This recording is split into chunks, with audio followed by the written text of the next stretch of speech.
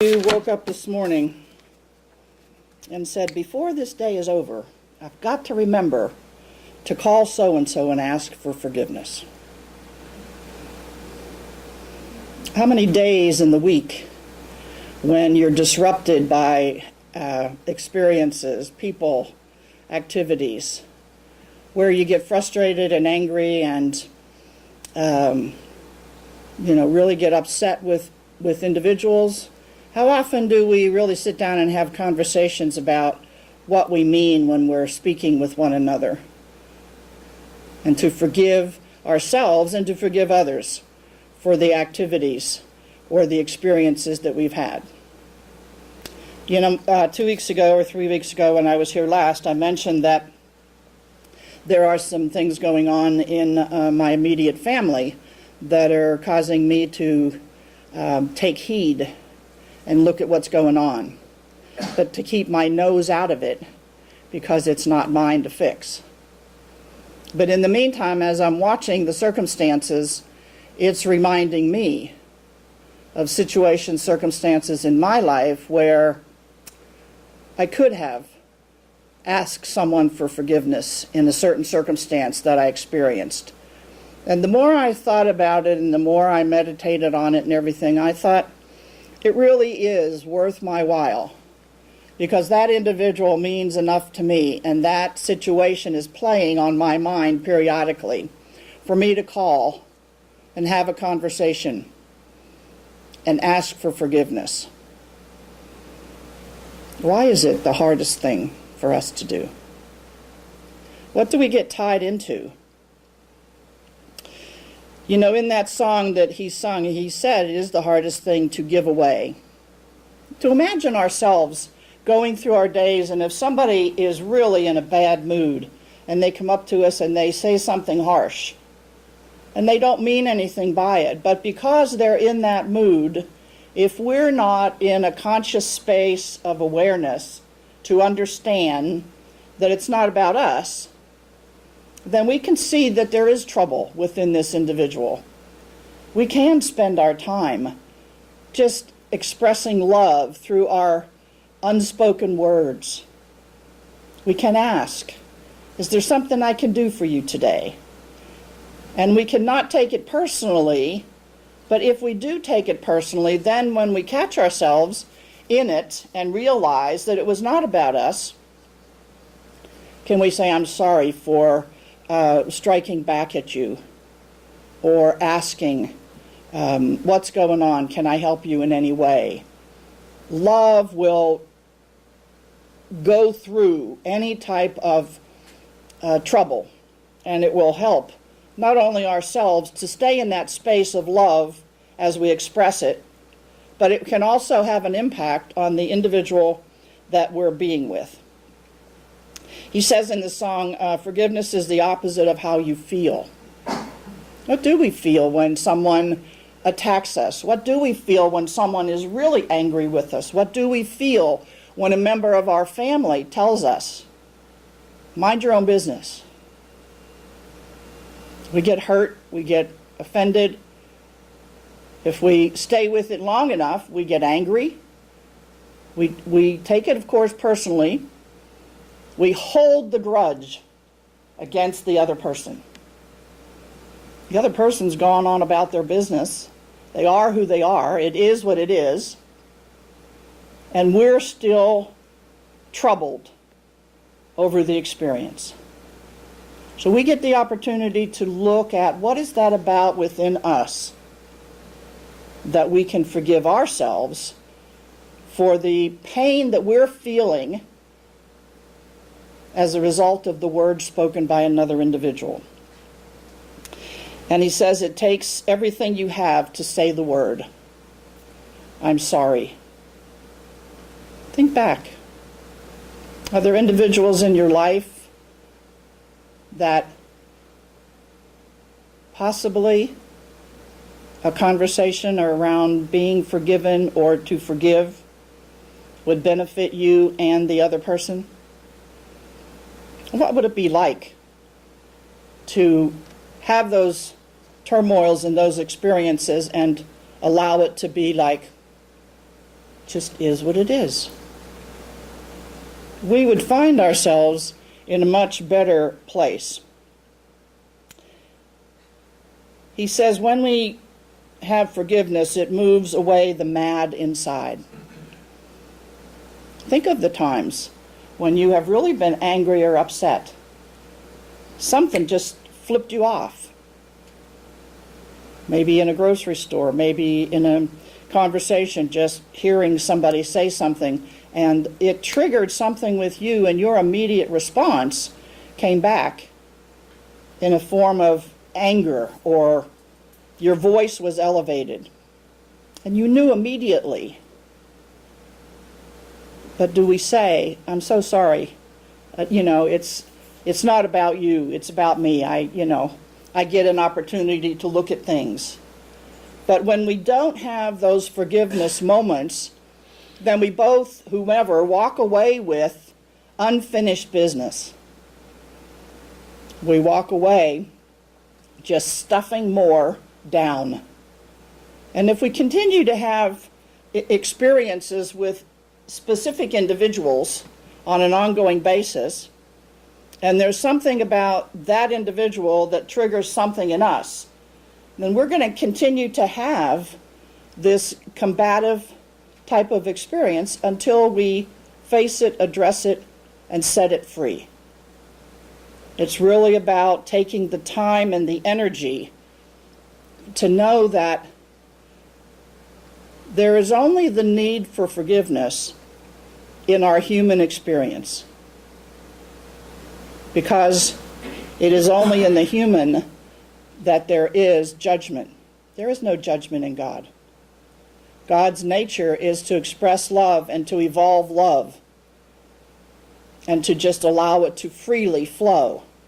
And so when you have these experiences and you have the results of the experiences, the effect from the cause of the interaction, you're really dealing with your own personal, emotional, consciousness, subconscious experiences, thoughts, assumptions, beliefs.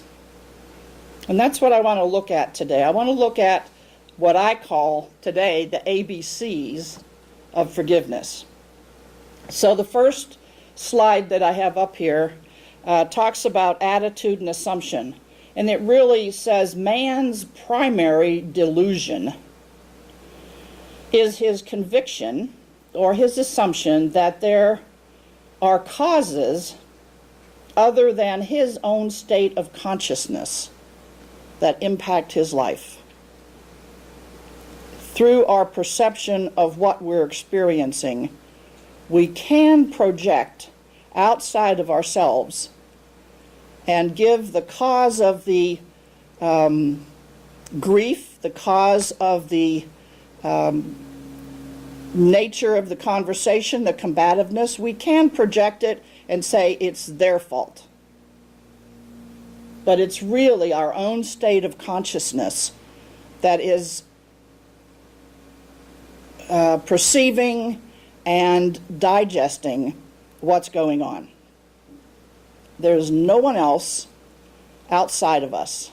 Even though we are having conversations with individuals, we're all one. And it's what's going on within us that is actually impacting the circumstance and the situation. So if we shift our attitude to one of more acceptance, more love, more forgiveness, then we're going to have different experiences. When you are involved with people, conditions, circumstances, even the weather can sometimes set us off, makes us upset. We don't like, when the sun is shining, it's too hot. When the rain comes, it's too dreary. When the cold weather wind blows, we moan and groan about that. Instead of seeing the variety in the various ways that nature expresses itself, and to accept it. That's what I said 3 weeks ago, just to accept what is. So what we get to ask ourselves the question, what are you telling yourself is the truth? When I reference Byron Katie, her question is, what is true? Is this really true? Is this circumstance that I'm experiencing really true? If I and everyone else in our belief is one in God, and God's nature is love, and this person is expressing something that appears to be outside of a loving expression, do we want to jump on their bandwagon and join them? Or do we want to express more of our loving self and accepting them in the love who they are? When we look at anything, we get the opportunity to identify what's true. And I had a experience a week and a half ago. I was on vacation in Key West, Florida. And the condo that we were staying in was on the 3rd floor, and it had an elevator. And I don't think I've ever experienced an elevator like this before. Inside the elevator, all the walls were mirrors. All of them. So no matter where you were standing, if you were looking at what would be the wall, you were looking at yourself. Or if you were looking away from yourself because you didn't want to look at yourself, you were looking at who was in the elevator with you. So there were 4 or 5 of us in my family in this elevator. And my sister-in-law was standing right directly in front of the door. And she said, "This is weird. Look how my body looks." And it was like, like a concave mirror of some sort. And we all got to looking in the mirror directly at how we looked, you see? And so knowing that it was a mirror, I had to come to the realization and not judge myself for what I saw in that mirror. I had to accept that there was a truth beyond what I was seeing in that mirror, that's who I was. I was not that image in that mirror. And that's what we do. We make up stories. And all these stories are what, we say it's all in your head. When you're talking to somebody and you're giving them the details of the story, have you ever had anybody say, "Well, that's all in your head. You're making that up"? We're very good at that because we have an imagination. And our imagination can just take us wild into things. And it just kind of depends on where our consciousness is. If our consciousness is in a place of accepting the good of who we are, then the story is going to be shorter and it's going to be a much more positive expression. But if we're in a negative place and we've had a bad day, that story is going to be embellished with all kinds of negativity. And the more we tell the story, what happens? The more we get the gloom and the doom, and we just get into a deeper and a deeper rut.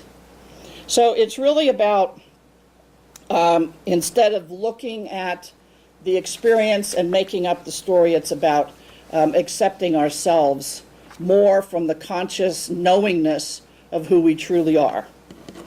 So we go into the second slide, and this is the B's, the beliefs and being. So Ernest Holmes says a belief, conscious or unconscious, in our separation from God binds and limits us. We're bound by nothing except our beliefs. Have you ever thought about that? We are only held back by the content of our beliefs. So now, if I see that, then I would sit down with myself, which I do quite frequently, and I look at, what do I believe? What about this situation or circumstance is bringing up a belief that is not really true? When I have a vision for what I want to do, and let's use the vision that we have for the center here. We have a vision of a room full of people, enthusiastic, growing, thriving, classes. So what is our subconscious belief about the possibility of that? And when, I found myself this morning walking in at 10:15, no one was here to do the study group together. And I went, okay, what's that about? All of a sudden, I went to a belief. And then 10 minutes to 11, Mary walked in and I said, pick any seat you want, because there's nobody here yet. And here we are, the group that we are, and it evolved. But I began to make up a story about what was going on. And it wasn't a good story. And when I found myself making that story, I said, okay, I got to stop. I've got to affirm the positive. I've got to go to the place of believing in the possibilities, because the law operates and supports us in the thoughts that we have. It reciprocates. If you don't believe that you are what you desire, then you remain as you are. If you don't believe that you are what you desire, then you remain as you are. So I think that sometimes when we hold a vision for something, and it's, something we really think we want to experience, and then there's something in the background, something in our subconscious that we've created over time that has a tendency to want to negate the possibility. And our job is to let go of the beliefs of the impossible and draw into ourselves more the possibilities of seeing, of knowing that we can have what it is that we desire. If we're one in God, and there is a law that operates in harmony with the spirit and the nature of the evolving good, and we're one with that, why wouldn't we want to just take the ride and accept the good? Why wouldn't we see the possibilities and live in those possibilities? It might be a whole new paradigm if we begin to shift what's happening and see it completely different. And do that, and continually do that. The third slide is about consciousness and concepts with certainty. So consciousness is cause. If you've studied any part of the science of mind, Ernest Holmes says consciousness is cause. And we know that first cause is the thought of the divine expressing itself into form. First cause, from consciousness. Every thought that we think, every idea that we have, is a cause in consciousness. What are we drawing from? It says it is first cause, expressing God in effect as the body of the universe. Human consciousness is the collection of our thoughts, assumptions, beliefs, and concepts in a state of objective or subjective mind. Now, this is the mental part of Ernest Holmes' teaching, to understand the conscious and the objective mind, that which we have before us, in the awareness and the consciousness of what's happening in our awareness, and the subjective, which is where the memory is, where our beliefs reside, where those assumptions that we've created are not always operating in the conscious mind. But it says, unless we control thoughts, which are assumptions, beliefs, and the concepts of life, they will control us. You ask the question, well, how can a thought control me? Believe me, if you observe yourself, you can see how your subconscious memory, beliefs, and assumptions are controlling the choices that you're making in life. And what can be thought, Ernest Holmes says, can be unthought.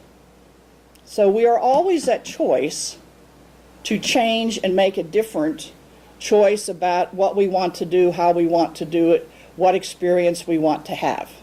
It matters not what's going on out here. It matters what's going on in here, in our thinking, in our mind, in our experience, without having the beliefs control us. So I guess I was in an artistic mood the other day when I made this next slide. It kind of conveys what I'm talking about here. You see, if we look at the circle as the infinity of consciousness, and within that circle, the green says there's pure consciousness, and the pure consciousness is that which is of God, the nature of expressing itself. And we have the individual expressed into life. And within that, every individual has thoughts and beliefs and assumptions operating within themselves. And we are at choice. And so the arrows say that we can go from our thoughts and beliefs and assumptions and go deeper into the pure consciousness of the greater expression of life. Individualized expressions of God compounded with personal thoughts, beliefs, assumptions, along with race thoughts, race consciousness floating in a field of pure consciousness. Control your thoughts, beliefs, assumptions, and draw upon pure consciousness. When we say to ourselves to go deep, to go deeper into the awareness of that pure consciousness, to stay there and operate from that, it means to go into that pure consciousness where the stories do not reside. So we are not going deeper into the story to understand what the story is about or what we're learning from it, although we will. But the idea is to release that, set it free, and find ourselves in the space of the pure consciousness where we can live and breathe and have our very being in all of our experiences, and we can do it in a way that's much more enjoyable and palatable for us to experience. Something to give thought to. So I invite you now to close your eyes and let go of that ticker tape that's evaluating the message. Let go of where you went when you heard anything that I said, and see it as though you were just walking down a hallway and setting those things aside, making a clearer path for yourself, that path leading into that deeper awareness of who you really are. And as you're going down that pathway into more clarity and more understanding, you may pass an awareness of people in life that you may want to connect with. Clear the connection with that person. Set yourself free from what it is you're holding on to. Forgive. Forgiveness is not condoning, but forgiveness is about allowing yourself to be free so that you can move deeper and deeper into your conscious awareness of who you truly are, God expressing full life.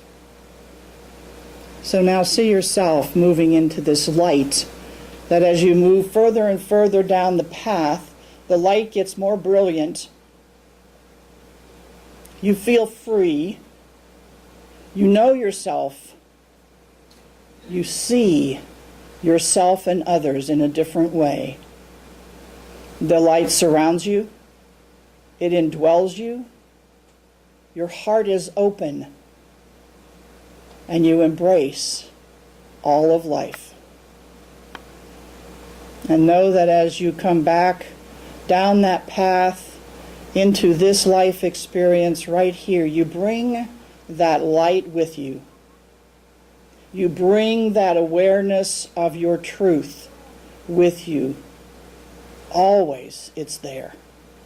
Always. So take the time.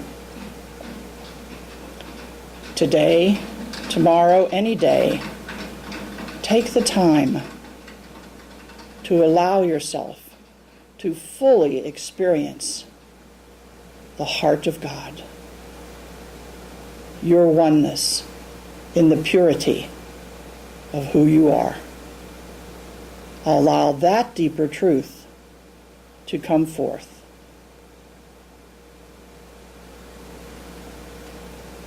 And how magnificent our lives will be as we glow wherever we go. This is our truth. This is who and what we are. So with a deep breath, just give thanks.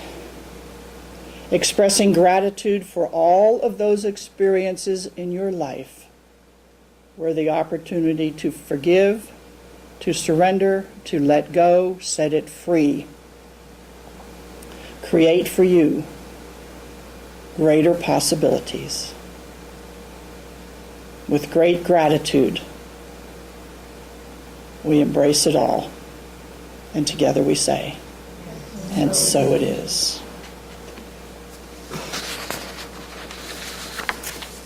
And as we know this to be our truth, we can then sing our congregational song,